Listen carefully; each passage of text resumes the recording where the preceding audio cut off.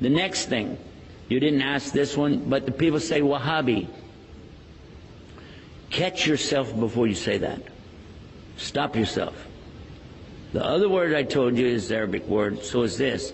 It means to bestow, to give. Al-Wahhab, if you say Al-Wahhab, you must be very careful now. You just said Allah's name. Allah is Al-Wahhab. He is the bestower, the ultimate bestower. So you don't take Allah's name and play with it like that.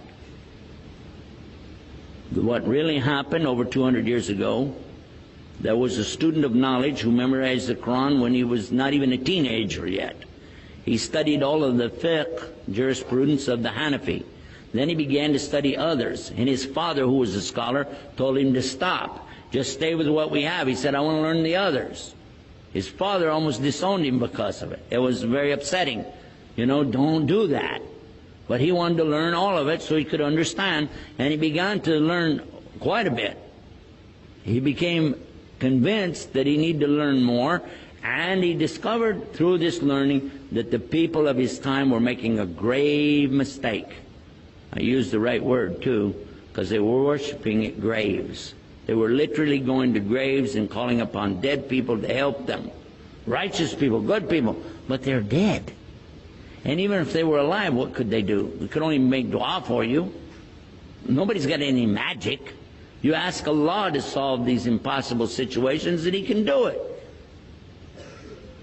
And that's what he was telling the people. And some of those who were making money or getting good position in the community out of these grave worshiping deals took exception to his group because they came in and kicked over all of these monuments on these graves. And of course they had no evidence to support what they did, so instead of dealing with the rationale of, why don't you look at what you're doing is wrong, instead they labeled his followers as Wahhabi. Why? Because they couldn't call him by his real name. His name was Muhammad, and they would have had to say they're Mohammedans. And no Muslim would do that anyway.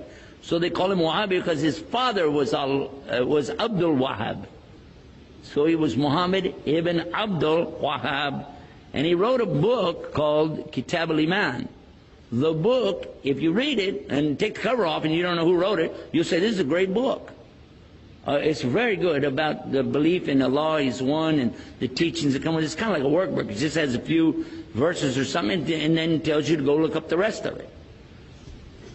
And it was given to some scholars who were attacking and saying, these Wahhabi people, so and so on. So what do you think about Kitab al-Iman? It says, it's a bad book, don't read it. It's okay. So they gave him the book without the cover on it.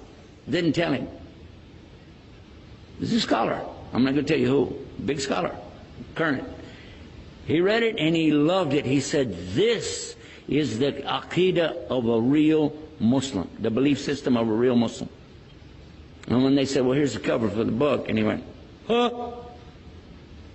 And he said, astaghfirullah, I made a mistake. Big mistake. All of us need to understand that whenever somebody doesn't want to admit their mistake, it's a lot easier to point and say, he's a Wahhabi. They're so-and-so.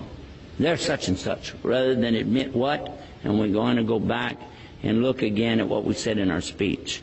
The king has no clothes. Ooh. All of us make mistakes. Just admit it. What is the big deal? Only Allah is free of mistakes.